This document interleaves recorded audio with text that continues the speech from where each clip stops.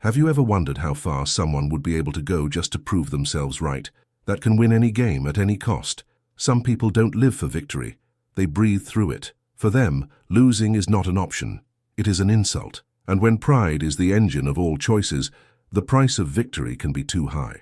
What starts as a simple bet between two bored rich men will turn into a dangerous game where the heart, the truth, and the past collide in devastating ways. But before we start the story, let us know where you're watching us from. Your presence makes all the difference for us. We hope you enjoy the story. It was one of those parties where the world seemed to spin slowly, wrapped in champagne, empty laughter, and disguised looks. The high ceiling reflected the glow of the glasses, and the music played softly, as if to convince everyone that happiness was guaranteed in that bubble of luxury. In the middle of that cinematic set was Nathan Bell, a respected, feared, and above all, kid accustomed to winning. Nathan was the type who carried the world on his back without ever looking tired.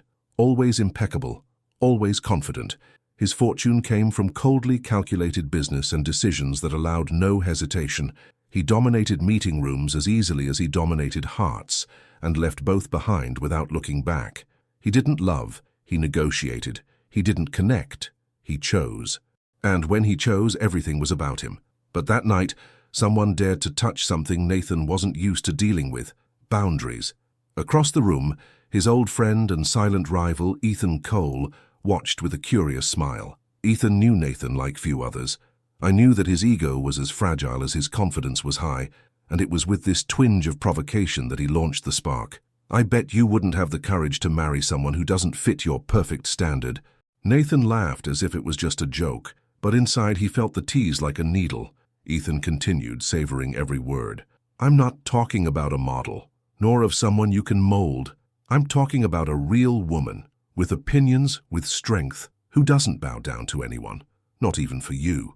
Nathan crossed his arms, his gaze sharp as glass. "And what's in it for me?" Ethan raised the cup. 1 million, but only if it holds out for 6 months. Royal wedding, no theatre. If she leaves earlier, you lose. If you give up, you also lose. Do you have the courage?" And it was at that moment that everything changed. Nathan did not respond immediately. He looked around, as if looking for something that made sense. But the truth is that he didn't even have to think. That wasn't about money, it never was. It was about dominance, about showing that no one could challenge him, that no one could beat Nathan Bell, not even fate itself. He held out his hand firmly, closed, and with that handshake, a fate was sealed. But what Nathan didn't know yet was that this woman he was about to meet was not an obstacle. She was at the end of the line. 2 days later, Nathan received a discreet envelope on his glass desk. No sender, no subscription, just an information sheet. Name, age, profession, and a single photo pasted in the corner. No glamour, no makeup, nothing he expected. And yet, something in that image made him stop. Elena Weiss. The name seemed ordinary, but the eyes in the photo, no. There was something there that destabilized him. She looked straight at the camera, not as someone being watched, but as someone watching back. She didn't smile. She didn't show off. She didn't seem to care about the judgment of whoever was on the other side. It was as if to say, "If you're picking me, I hope you know what you're getting into." And Nathan, I had no idea. Elena was a librarian in a smaller town in the German countryside, but in recent years, she had moved to the capital. She worked at a foundation that promoted free education for women in vulnerable situations. He had no public social networks, avoided appearances, and lived discreetly. For many, it was invisible. To Nathan, he was an enigma. On the day set for the meeting, he chose the best restaurant in town, discreet, but absurdly expensive. She arrived on time. She wore a simple sweater, hair tied up without jewelry. She didn't seem uncomfortable with her surroundings, but she didn't seem impressed either. Nathan stood up and offered his hand. Elena greeted him with a slight wave and sat down unceremoniously. For a few seconds, there was only silence. Then, in a calm and clear voice, she said, "We don't need to waste time. I know the bet." Nathan kept his face impassive, but inside, he felt the impact of those words. Before she could answer, she continued, "I accepted because I have my reasons. And no, it's not for the money, nor for the challenge." He took a deep breath. "So why?" Elena stared at him. His eyes were like mirrors, deep but impenetrable. Because sometimes life gives us an unexpected chance to put things in place, and I intend to take advantage of this. Nathan didn't understand, not completely, but that answer was enough to keep his interest alive. The wedding was marked in silence. No ceremony, no guests, no photos. One judge, 2 signatures, and that's it. The 6-month contract began there. For Nathan, it was just another strategic move, a way to keep your reputation intact and, of course, win the bet. But for Elena, that was the beginning of something that only she fully understood. Soon after the wedding, Nathan took Elena to his penthouse apartment. The place was a luxury showcase. Italian marble, panoramic windows, signed works of art. But when she entered, she made no comment. He did not praise it. He just observed the environment as if he were analyzing the walls of a laboratory. He tried to impress her, as he did with all women. Expensive gifts, invitations to exclusive events, private chefs preparing exuberant dinners. But Elena refused everything with disarming simplicity. "I've already eaten. Thanks. I don't need that. I'm not interested in parties." That started to irritate Nathan. For the first time, someone did not react to him as he expected, and the more indifferent she was, the more he felt challenged. On the 3rd day, when trying to take her on a surprise trip, Elena interrupted him before he even finished the proposal. "Nathan, I'm not a project, not even a shop window. If you want to continue with this, you need to understand that I didn't come here to be molded." He smiled confidently. "Do you really think I'm going to lose?" She didn't smile back. "That's not the right question. The question is, what happens if, for the first time, you're not in control?" Nathan didn't answer. But at that moment, for the first time in a long time, he felt something that almost never visited him: insecurity. And that's exactly where the story really begins, because the game between them was far from being just a gamble. It was a minefield of unspoken truths, secrets from the past, and still open wounds.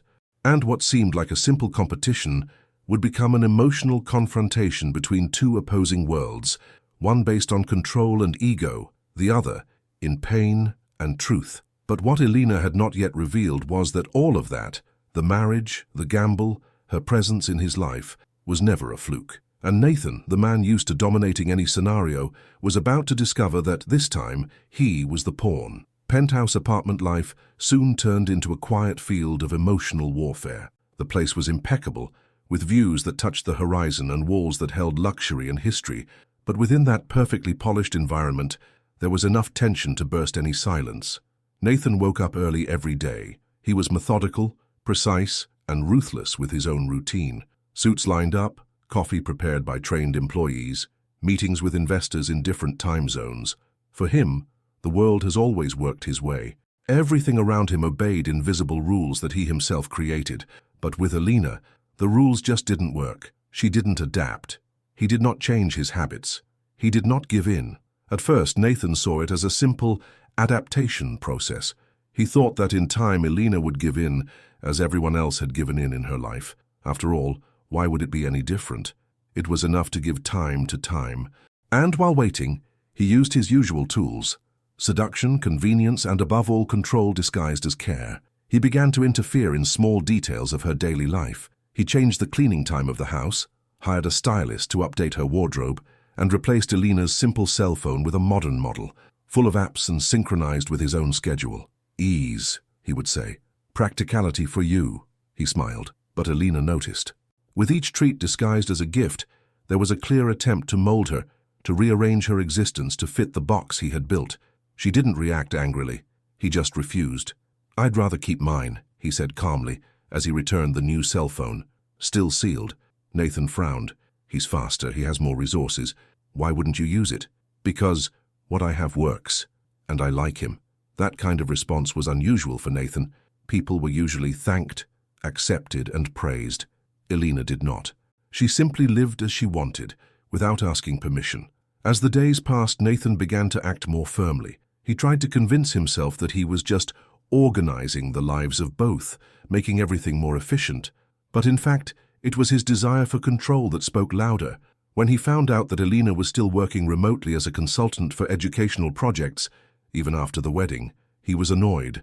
"You don't need this anymore, Elena. What is the point of continuing to work?"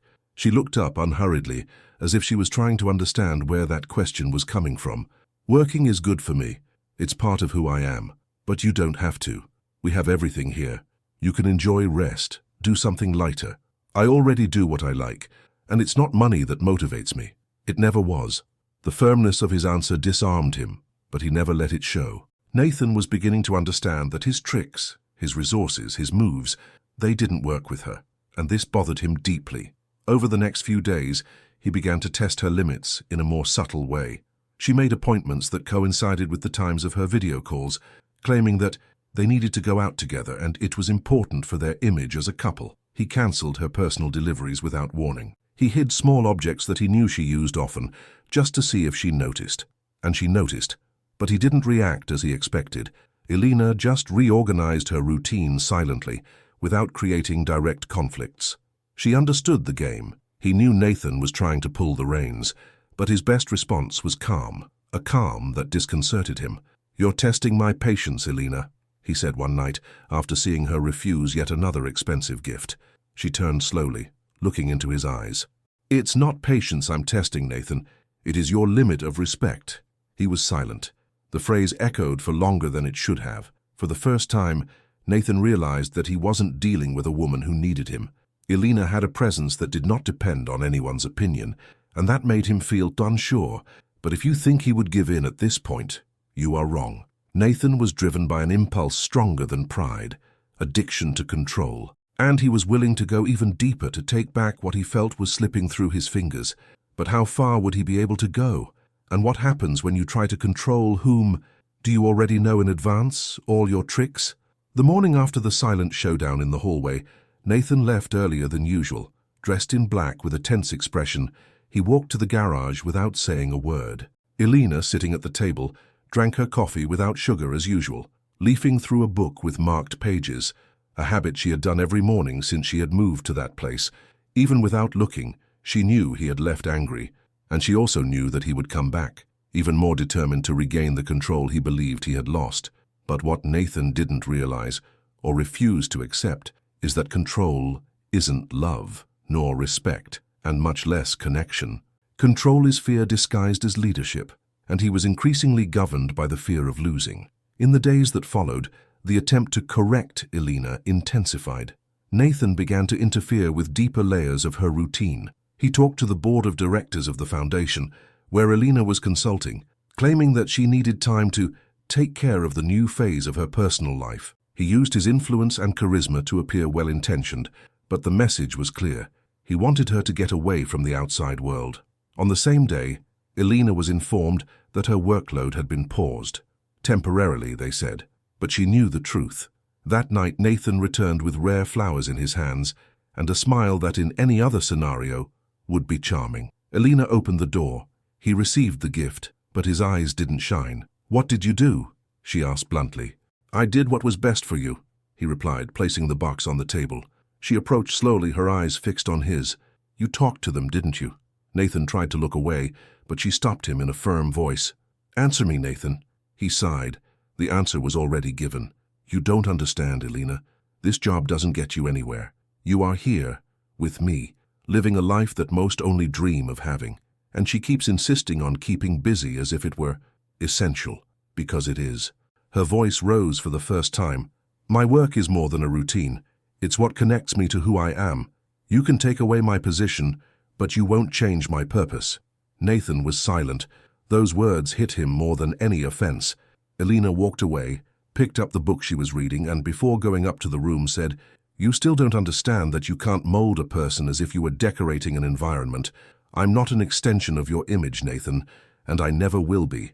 Alone in the living room, he sat on the couch with the flowers still in his hands. For the first time, something about him was beginning to tremble, and it wasn't anger. It was confusion, insecurity, and maybe a first glimmer of repentance. But the impulse to control spoke even louder. The next day, he had the building's delivery workers' schedules changed, scheduled the private elevator to stop exclusively on his floor during certain hours, and cancelled the subscription to the newspaper that Elena read every morning. Nothing seemed directly hostile, but everything had the same purpose: to diminish her reach, isolate it, weaken it. But nothing worked. Elena found alternatives. I went down the stairs. I read it in a digital version. He bought flowers with his own money instead of waiting for symbolic gifts. Her independence was unshakable. And that didn't make her cold. He made her free. And freedom for Nathan was always something that needed to be earned, never granted. On a particularly quiet night, he found her on the terrace. It was cold, but she was sitting there with a thin blanket and a cup of tea in her hands. He looked at the city lights as if they were fallen stars. "Are you running away from me?"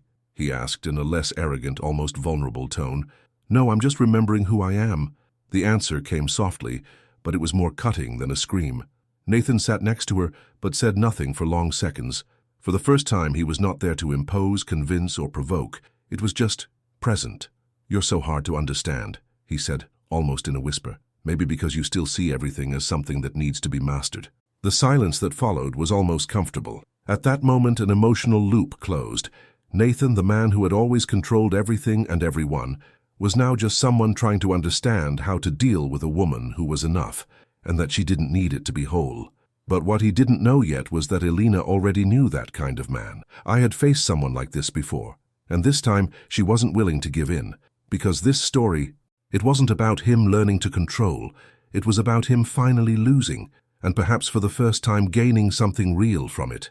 Elena never believed in justice as something kindly offered by the hands of chance. For her, justice was built, step by step, in silence by those who had the ground torn from under their feet and still remained standing. And now, living under the same roof as the one who was once the symbol of his ruin, his every little gesture had a deeper purpose than Nathan could ever have imagined. The coexistence between them, although controlled by him in the details, now began to be reversed behind the scenes. Elena didn't talk much, but she observed everything. Every pattern of behavior, every reaction, every movement disguised as care. She read Nathan as if deciphering a book she had read before, and maybe it was. Years ago, his name appeared at the center of a corporate scandal that almost no one noticed. It was just another merger between companies, another agreement with hidden clauses and well-protected interests. But on the other side of the negotiating table was an ordinary man, a father, an entrepreneur who had struggled for decades to keep his small business alive, a man named Matteo Weiss, Elena's father. He never had a chance. Nathan, with his unbeatable legal team and his coldness in numbers, restructured the contract in the most aggressive way possible. In just over 2 months, Matteo's company collapsed. No court agreed to review the terms, and no one cared. For the business world, it was just another well-executed move. But for Elena, it was the beginning of the collapse of her own life. The father, consumed by humiliation and in debt, went into a deep depression. He distanced himself from his daughter, his wife, and his own identity. And one night, without warning, he decided to put an end to his own existence. Elena met him the next day. The note left next to the body still lived in her memory, engraved like a red-hot iron. "I'm sorry, my daughter, I failed. It wasn't strong enough to fight giants." That pain never went away, nor did it turn into ordinary anger. Instead, it became a kind of silent purpose. Elena did not seek revenge in the traditional sense. She didn't want to see Nathan bankrupt or destroyed. What she wanted was deeper, for him to get a taste of what it's like to be powerless. So when she heard about the bet, when that old acquaintance of Nathan's, Ethan, had invited her with the absurd proposal of temporary marriage, she saw more than an absurdity. He saw a door opening. Ethan, for reasons she still didn't fully understand, gave her the chance to have Nathan experience a different kind of loss, the loss of control of one's own narrative. And then she accepted. By accepting to live alongside him, Elena wasn't just testing limits. She was leading a calculated journey where every refusal, every silence, every unresponsive look was, in fact, a mirror. She wanted him to see what it was like to be ignored, questioned, and diminished without even realizing that he was being led to it. She knew Nathan wouldn't change for words, nor for financial losses. But maybe, just maybe, if he lost the one thing he had always believed to be unquestionable, his own superiority. And that was the real plan. Over dinner, as he talked about market numbers, international deals, and upcoming deals, she just listened to him with polite attention. At one point, Nathan fell silent and asked, "You have nothing to say about that?" Elena smiled slightly. "You already have all the answers. Or you think you do."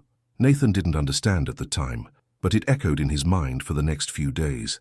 Little by little, Elena's silent presence began to become more uncomfortable than any direct confrontation. She didn't scream. He did not accuse.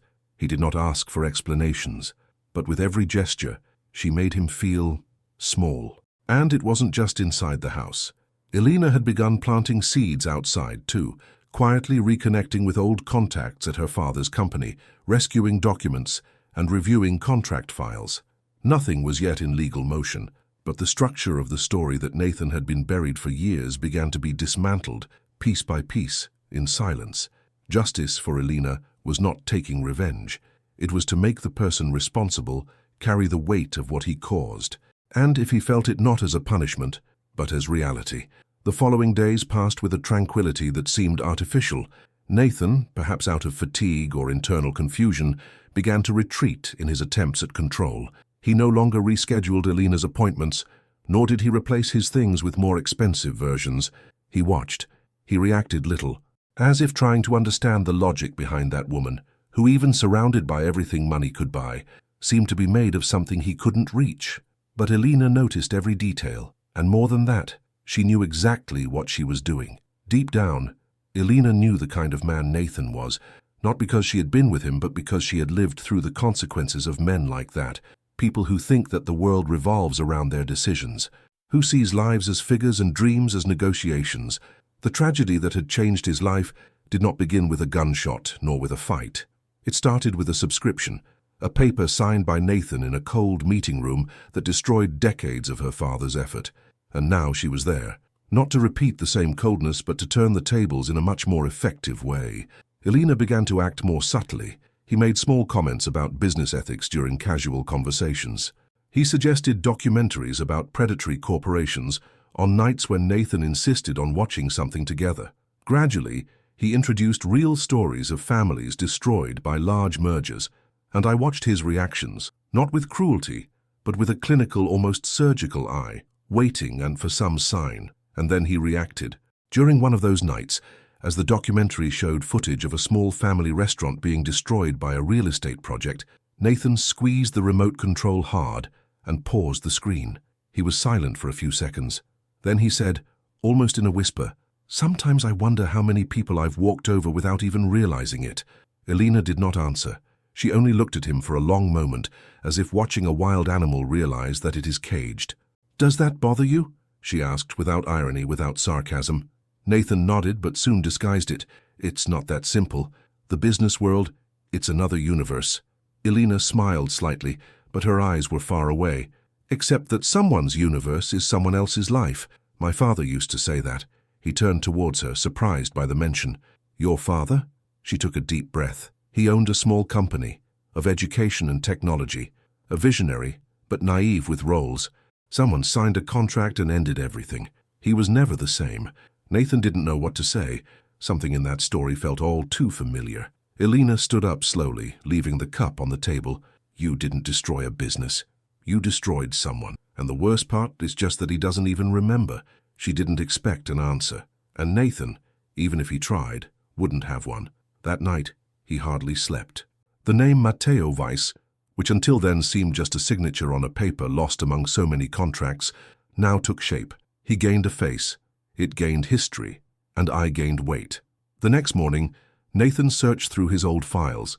He turned over folders, contracts, and memoranda, and he found what he feared: the name of the company, the procurement contract, the merciless terms. Everything was there. On the last page, his signature, and next door, Matteo's. As he touched that document, a memory came back like a blow. The haggard face of the man, on the other side of the table, trying to negotiate a longer deadline, a small extension, a request for more time. And Nathan, cold, refusing without hesitation.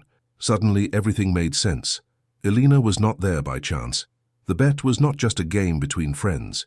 She had come into his life with a purpose, to make him feel, not to lose money or status, but to feel the weight of what he caused. And he was succeeding. He thought about confronting her, in demanding the truth, put everything out in the open, but there was something that prevented him. Maybe guilt, maybe fear, or maybe because deep down, part of him already knew that she had every right to be there. In the following days, Nathan became more introspective. His business decisions began to be less aggressive. He rejected a proposal that months ago he would have closed in seconds, claiming that it didn't seem right enough. The team was surprised. He did not explain. He only said that some things are not worth what they cost. Elena noticed everything, but did not celebrate, because justice for her was not seeing him suffer, it was to see him understand, and at that point, he was beginning to understand. But would that be enough, or was it too late? That answer was still up in the air. And while we move on to the next part of this story, if you're enjoying it so far, take advantage of this moment to leave your like. This helps the channel a lot to continue bringing exciting stories like this. Thank you for being here. Nathan Bell was no longer the same man who had accepted that bet with a sneering smile and a glass of wine in his hand. Something inside him had shifted, and this time, it wasn't just wounded pride. It was consciousness. It was regret. Mornings became quieter. He stopped giving orders to the employees early in the morning, started preparing his own coffee, and began to observe Elena with a type of look that no longer had the arrogance of before. It was as if he was seeing a person, not a game piece, not an opponent. He listened to her, not only in words but in gestures, silences, and choices. He began to notice that Elena wrote by hand when she was sad, that she walked on the porch when she needed to think, and that she immersed herself in books as a form of healing, details that have always been there, but that he never bothered to notice. The process of redemption is never immediate, and Nathan knew that saying "I'm sorry" wouldn't be enough, because there was not a single action that could correct what he destroyed. What he needed to do was relearn how to be somebody, make a clean break, and that required something he never had: humility. That week he did something that no one expected. He returned to the city where Matteo Weiss's company had existed. He drove to the old building, now renovated, occupied by another company. He stopped the car on the other side of the street and stood there, watching. For minutes he remained motionless, his eyes fixed on the entrance to the place, as if he expected to see the past come out that door. But the past has not returned. What came was the weight of reality. He visited Elena's father's old partner, a man named Adrian, who now worked as a teacher at a community school. Nathan didn't call before. He didn't send emails. It just showed up. And when Adrian opened the door, it took him a while to recognize him. But as soon as he did, the expression on his face was one of pure contempt. "What do you want here?" he said, his body blocking the entrance. Nathan hesitated but kept his gaze steady. "I don't want to justify myself. I just need to say, I'm sorry." Adrian laughed incredulously. "Years later, and you show up with an empty order?" "I didn't come to apologize. I came to listen." This took Adrian by surprise, and for the first time Nathan listened. For hours, Adrian told about the closure of the company, about Matteo's suffering, about how Elena had taken on responsibilities that were not hers at such a young age. She talked about her mother, who became emotionally ill, and about the dreams that were buried along with the dignity of the family. Nathan heard everything, and he did not interrupt once. When she returned home that night, Elena was reading in the living room. She looked at him as usual with a neutral expression, but there was something different about him, a new tiredness, which was not physical. It was of the soul. "I've been with Adrian," he said, pausing in front of her. Elena closed the book slowly. "Why?" "Because I needed to face what I did. Not for you, for me." She did not answer, but his eyes for the first time seemed less icy. Nathan knew that this was just the beginning. He was not yet a good man, but at least it was no longer the same. And deep down he began to realize that true redemption comes not from accepting another, but from the courage to become someone worthy of being forgiven. Nathan's transformation was not marked by grand gestures or public statements.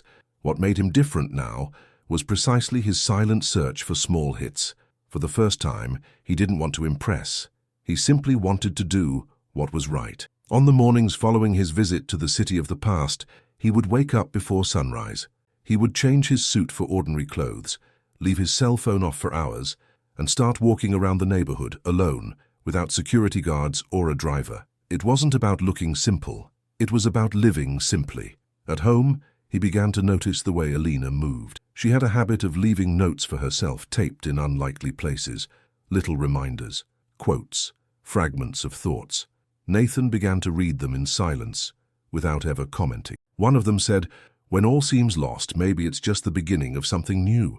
That phrase stayed with him for days. Determined to go further, Nathan quietly frequented a non-profit that helped small businesses threatened by unfair mergers, the same kind of operation he had been running years ago. Instead of donating money, he offered time. He worked with volunteer lawyers, analyzed contracts, and guided entrepreneurs. No spotlights, no advertising. Elena discovered it by chance. A friend who worked in the foundation's legal department commented that the millionaire businessman was there every weekend, helping simple people as if he were one of them. She didn't comment on anything to Nathan. He just noted. One night when he got home, he found her in the kitchen, stirring in a pan with the aroma of something comforting. She didn't even look at him. "Are you cooking?" he asked, surprised. "I am," she replied simply. "It's not for you, if that's what you're thinking. It's for me." He smiled but did not insist. Instead, he sat down at the table and was silent. Elena placed 2 plates on the countertop. "You can eat it if you want, but don't ask me why." Nathan nodded. At that simple dinner, without unnecessary words, there was more connection than at any other time in the previous months, because there was honesty and respect. Days later, Nathan began writing a letter, not for Elena, not for the public. It was for Matteo, even if he would never read it. Even though he had been dead for years, it was a way to take off the weight he carried on his chest. "You were just a name on a sheet to me. Today it's a void that I left in someone who didn't deserve it. I was cruel, because I chose not to see. I became everything I despised in others, and now all I can do is try not to be that version of me anymore." He finished the letter and left it in the office, with no address, no sender. Only with the certainty that it needed to come out of him. Elena found the envelope by chance days later. She read every word with trembling hands, sitting on the floor of the office. When he finished, he stood there for long minutes, not knowing what to feel. Part of her wanted to remain firm to keep her distance, but another part, I felt that something about him had really changed. That night, she didn't say anything, but for the first time, he placed a flower in Nathan's room. A single white peony, left in a simple cup next to the bed. She did not explain the gesture, and he didn't ask, but they both knew what that meant. It was a sign. It was not yet forgiveness, not even love, but it was a crack, a space where perhaps something new could be born. And Nathan, for the first time, did not feel victorious for this. He felt grateful. Elena's silence was never empty. On the contrary, he carried more screams than any raised voice. Every choice, every refusal, every stare into the distance hid memories she never shared. And perhaps because the deepest wounds are not those that bleed visibly, they are the ones that hide under the skin, pulsating in silence every day. That morning, while Nathan left for one of his visits to the NGO, Elena remained at home, sitting in the small corner she had turned into a refuge. It was a discreet space, with a comfortable armchair, a shelf of old books, and a picture frame facing down. Her detail that no one had ever noticed, except herself. But that day something made her turn the picture frame. There, an almost forgotten image, an ultrasound, small, yellowed by time, a lowercase name at the top, E. Weiss. She ran her fingers over the blurred image.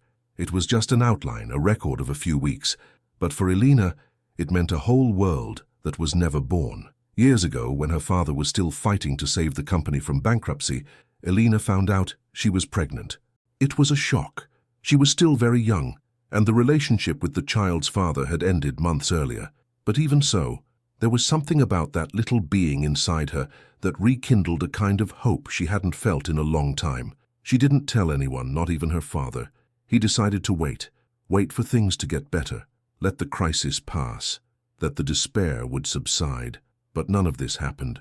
The emotional pressure, the sleepless nights, the constant fear of losing everything, all of this consumed her from the inside out. And it was on one of these nights, after an intense argument with her father, that Elena felt the pain. At first, she thought it was just stress, but in the following hours he understood that he was missing something she didn't even have time to live. The hospital was cold. The doctor was objective. It was natural, they said. But for Elena, nothing in that was natural. It was brutal, it was lonely, and the worst, it was silent. She never talked about it, not even with his mother. She kept the pain as an old secret, believing that maybe, if she hid long enough, it would disappear. But grief does not disappear. He transforms, in rigidity, in self-protection, in distancing, and that's how she learned to live, in a constant state of defense. So when the chance arose to marry Nathan, the one who had unknowingly set in motion the sequence of events that led to the ruin of her family and the loss of her son, she didn't hesitate, not out of blind revenge, but because he needed him to feel, at least once, what it was like to carry the weight of an absence that cannot be explained. As she stared at the image in silence, tears began to flow, almost angrily. It wasn't a dramatic cry. It was dry, contained, like someone who has cried so much in the past, who now only drops what overflows without asking permission. Minutes later, she put the portrait back in the envelope. It closed carefully, and he hid it again at the bottom of the bookshelf, as he always did, as I always would, because some pains cannot be overcome. They just reorganize themselves within us. And as much as Nathan was changing, as much as something new was emerging between them, there was still a distance that he wouldn't be able to cross so easily, because he had no idea how much she had lost. But that was about to change. In the next part of the story, the truth Elena has held onto for so long will begin to emerge, and Nathan will discover that the guilt he carries may be even deeper than he imagined. The hardest words to say are always the ones that consume us in silence for years. Elena knew that. She had trained for so long to appear unshakable that even her innermost pain had become invisible. But Nathan's presence, now more human, less arrogant, caused the barriers she had so carefully erected to begin to crack. On a rainy night, the sound of the water against the windows filled the apartment like a melancholic wail. Nathan was preparing dinner, still clumsy in the kitchen but determined to learn. Elena, sitting on the sofa, watched in silence. The scene was simple, but it sparked memories that she always tried to erase. After dinner, the two settled on the balcony. There was something about the rain that felt liberating.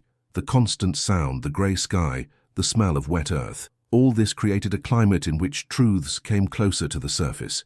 Nathan, with a serene look, turned to her. "There's something about you that I still don't understand," he said without accusation, without charge. "It's as if there is a weight that you carry, but you never let anyone see." Elena was silent for a moment. The gaze was lost in the drops that ran down the glass. Then he took a deep breath. His tone of voice was calm, but there was a subtle tremor that Nathan noticed immediately. "Do you remember the company you acquired?" "That of Matteo Weiss?" Nathan nodded, his face immediately gripped by guilt. "I remember. He was my father," she continued. "But you already know that. What you may not know is that, at that same time, I was pregnant." Nathan's world came to a standstill. Elena didn't look at him. She was fixated on the cloudy horizon, as if she needed to look outside to be able to continue. "I had found out a few weeks ago. I hadn't told anyone yet. I wanted to wait. I wanted it to be a good moment. But everything began to fall apart. The company's debt, the pressure, my father sinking into despair. And one day, the baby was gone." Nathan felt his stomach sink. It was as if the ground had disappeared under his feet. "Elena, Don't say anything," she cut in gently but firmly. "There's nothing to say." The pain in her voice didn't just come from the memory of the loss. It came from the fact that I had faced it alone, that I had buried an entire future with no one to share the grief with. It came from the injustice of having had everything ripped away by decisions made in rooms that she never stepped foot in. "I don't hate you, Nathan, and I never wished you would suffer what I did, but I needed you to feel, which is losing control. What is it like to lose something that you will never get back?" He nodded slowly, his eyes watered. He did not try to defend himself. He did not ask for forgiveness. He just stood there staring into the void with the pain of someone who finally understood the size of the damage he caused. Minutes later, Elena stood up. Before entering, she looked at him for the first time in that conversation. "Grief changes us. It made me someone who learned to survive on my own. And even now, with you trying to change, there is still a part of me that will never go back to what it was." She entered, leaving Nathan alone with her thoughts. He stayed there for a long time. That night he didn't sleep. And for the first time, not because I was thinking about business, contracts, or strategies, but because he felt an emptiness that he could not fill with anything he already knew. After the night of the revelation, the apartment where Elena's strategic silence and Nathan's need for control once reigned began to be inhabited by a new atmosphere, that of true listening. The words already spoken could not be taken back, the gestures made could not be undone, but there was something different in the air, a more honest, rawer, more human kind of presence. Nathan stopped trying to predict Elena's steps. He abandoned the instinct to try to fix things as if feelings were contracts. He realized finally that what Elena needed was not a new gesture of greatness, but the constancy of small, sincere attitudes. He began to respect her silences, without interpreting them as rejection. He began to notice the details of everyday life that he had previously ignored. When she spent hours reading, he would leave tea on the next table. When she went out for a walk, he would just say, "Take care." He didn't ask where or why. For the first time, he made himself small to make room for the other, and it was in this quiet humility that affection began to grow. No promises, no rush. Elena, for her part, also felt that something had changed. Not miraculously, but almost imperceptibly, like a crack slowly closing with the heat of the sun. For the first time, she felt that she could stop protecting herself all the time, that he could, perhaps, relax his shoulders and breathe deeper. On a cloudy afternoon, Nathan appeared in the room with a notebook. He sat next to her, who was reading in concentration. He waited for her to finish the page, then said bluntly, "I've been thinking about writing a book, not to publish, just for the record. Everything I learned, everything I caused, everything I was never taught about being someone decent." She did not respond immediately. He closed the book calmly, put it on his lap and said, "About yourself?" Nathan nodded. "I think I'm only now starting to get to know myself, and it hurts. Much more than I imagined." Elena watched his face for a few seconds. He no longer saw the man he met in that absurd bet. Seeing him take on his own pain without trying to disguise it with sarcasm or escape was something new, and he touched a part of it that was still too sensitive. "If you are going to write," she said calmly, "write truthfully, even if it hurts, especially if it hurts." Nathan smiled softly. "That was the most honest thing anyone ever told me." In the following days, the routine between them transformed without fanfare. They began to share more than the physical space. They shared comfortable silences, brief laughter, and random conversations about movies, books, and memories. Nothing was forced. Nothing needed to be said to fill voids. They were learning, little by little, to share life in its simplest form. One night during dinner, Nathan interrupted the meal to look Elena in the eyes. There was something different about him. Not the insecurity he had before, nor the guilt that consumed him, but something lighter, clearer. "Do you think we can start over? Not ignoring the past, but maybe rebuilding something on top of it?" Elena kept her gaze steady, but not hard. She knew that this question did not come from a desire to erase what they had experienced, but from an acknowledgement of what they had built, even in the midst of pain. "Beginnings don't erase stories," she said, "but they can give them new meanings." And there, between resting cutlery and glasses still half full, something was sealed. Not a pact, not a decision, just a permission. They didn't know if it would work, but they knew they wanted to try. And for the first time, the love that arose between them was not based on idealizations nor on empty promises, but on something rarer, mutual respect for what the other had to face to get there. And this type of love, although quieter, usually lasts longer. The weeks that followed were marked by a different silence. It was no longer the silence of indifference or tension, but the kind of stillness that exists between people who respect each other. It was as if they both knew that any hasty word could disorganize what was slowly being rebuilt between them. Nathan had stopped trying to control time. She no longer worried about dates, nor about the end of the contract that, months ago, seemed the only reason for that marriage to exist. Today he didn't even remember how much time was left. What was once a countdown was now presence, pure and simple. Elena, in turn, began to allow herself small gestures. She touched his arm as she passed through the kitchen. I sat closer to the couch. He asked questions about his day with real interest. She hadn't forgotten the past, but she also didn't use it as a shield anymore. She was finally beginning to look at Nathan as someone who might not be who she feared, and perhaps who she needed. It was on a grey afternoon, between a cup of tea and reading a book, that she called him for a walk. "I just want to breathe some fresh air," he said as he put on his coat. Nathan offered to accompany her, and for the first time, she accepted without hesitation. They walked through quiet, almost empty streets, side by side, in silence, and on that route, everything seemed possible. On the way back, when they entered the apartment, Elena stopped at the entrance. He had his hands in his pockets and his eyes fixed on the view of the city. "Can I tell you something?" she asked, without looking directly at him. "Of course," Nathan replied in a low voice. "In the first few days here, I thought about leaving every morning. I took my suitcase mentally, chose the elevator, and imagined myself going down and leaving, but he never did. I told myself that I was part of the plan, that he needed to stay until the end, but today I realized that perhaps, deep down, I already wanted to understand. If there was anything here that was worthwhile. Nathan approached slowly. He didn't try to touch her. He just stood by him listening. "What now?" he asked after a few seconds. Elena took a deep breath. "Now, I don't think about leaving anymore. I'm still afraid. I still have doubts. But I also want to stay. That's it. It's already a lot."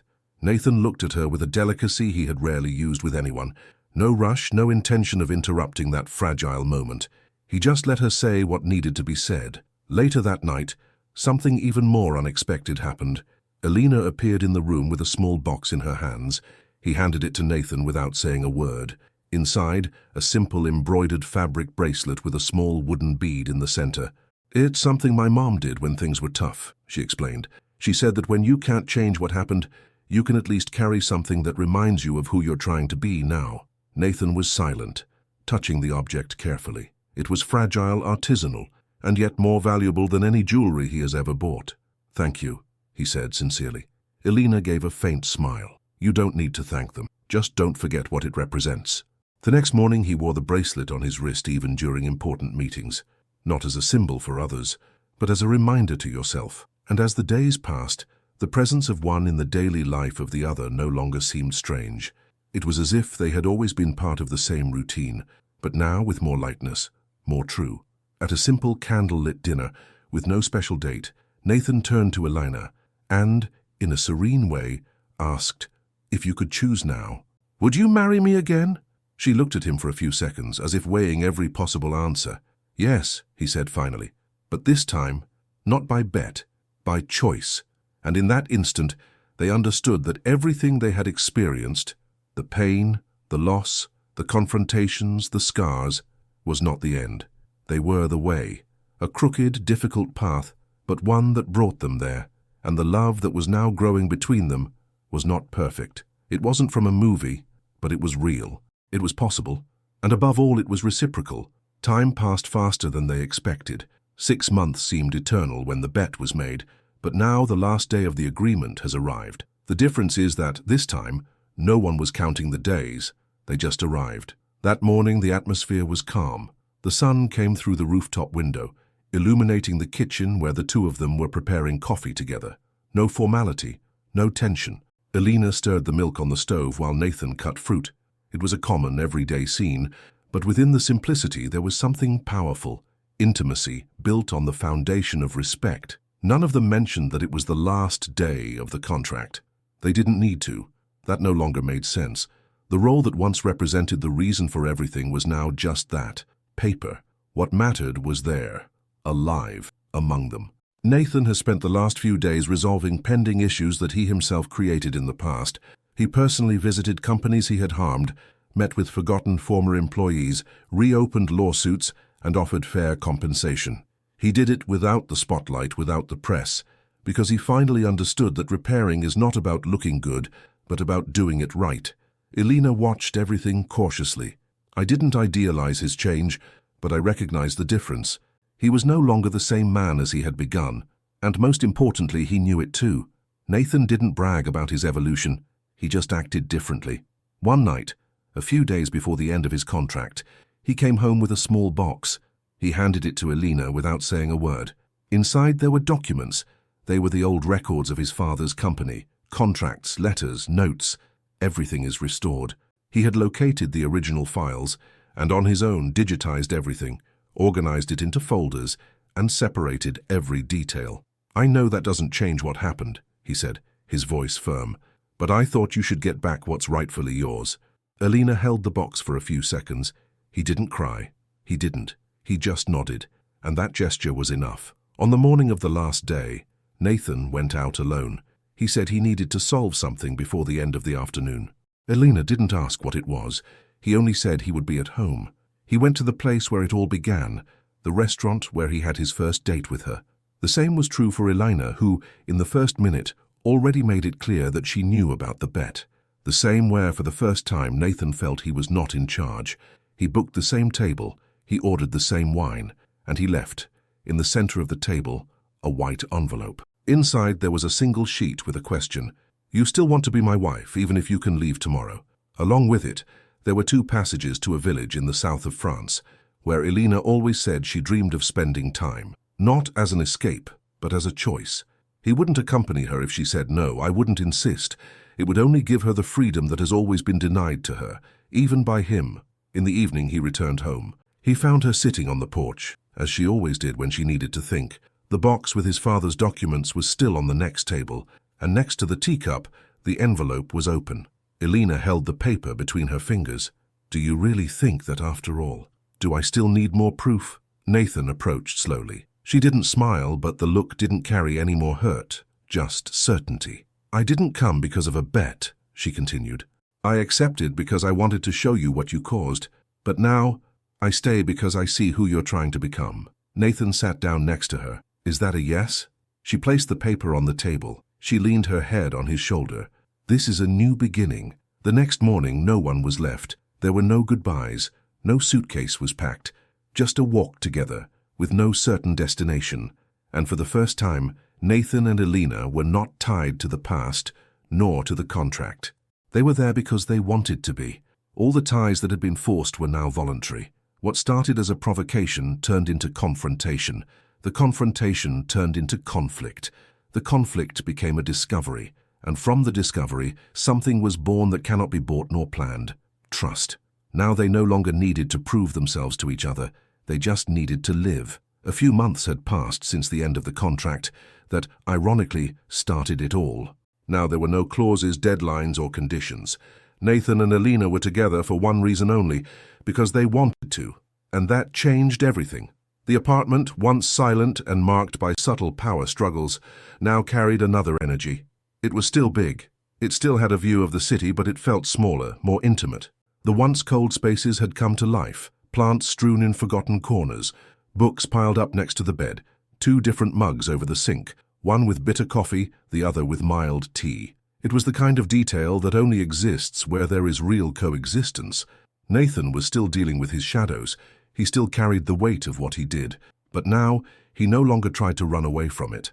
He was aware that the past could not be erased, but recognized, faced, and overcame it one step at a time. He continued with his volunteer work. It has become a reference for small business owners, offering consulting and helping families to rebuild businesses affected by large corporations, not because he needed to improve his image, but because at last he had understood the impact of his actions, and I wanted to do it differently. Elena, on the other hand, got involved with social projects again, this time with more structure. He used part of the money earned from the bet to found a new organization in honor of his father. He named the space Matteo. He said he didn't want a statue or a monument. I wanted results, and that's what he built, a place where stories didn't end for lack of opportunity. One day, while going through papers in the office, Elena felt something strange, a slight dizziness, accompanied by temporary nausea.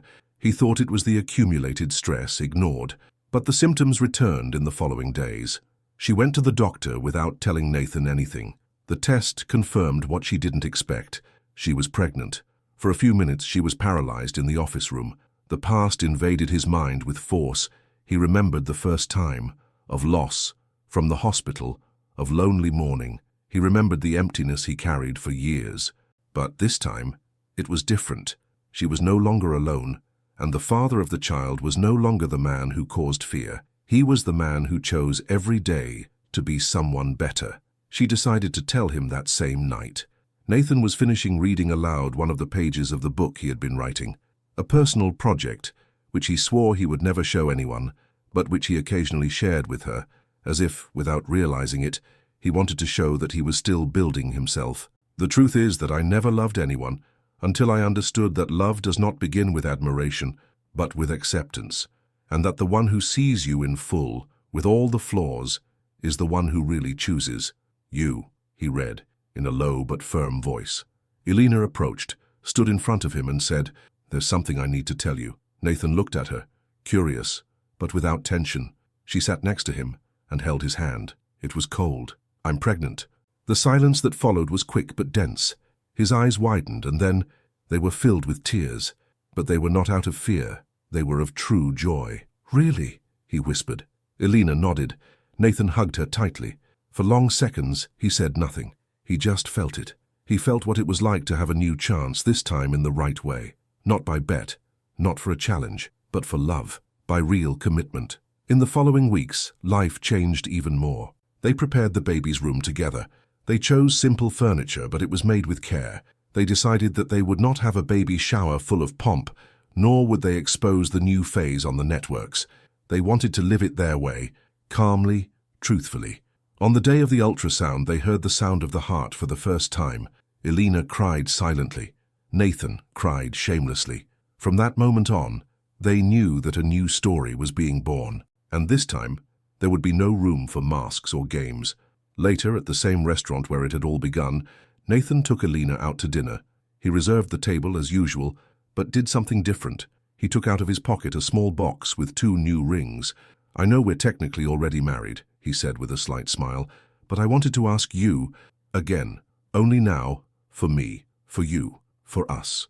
Elena took the ring, looked at him and replied, "Yes," for the first time, a complete yes. And there, in the same place where the lie began, the truth finally won. They were no longer the same. And maybe that's why now, finally, everything made sense. If you've made it this far, I hope you've enjoyed this story. Subscribe to the channel to help our channel grow and not miss the next stories. See you in the next videos.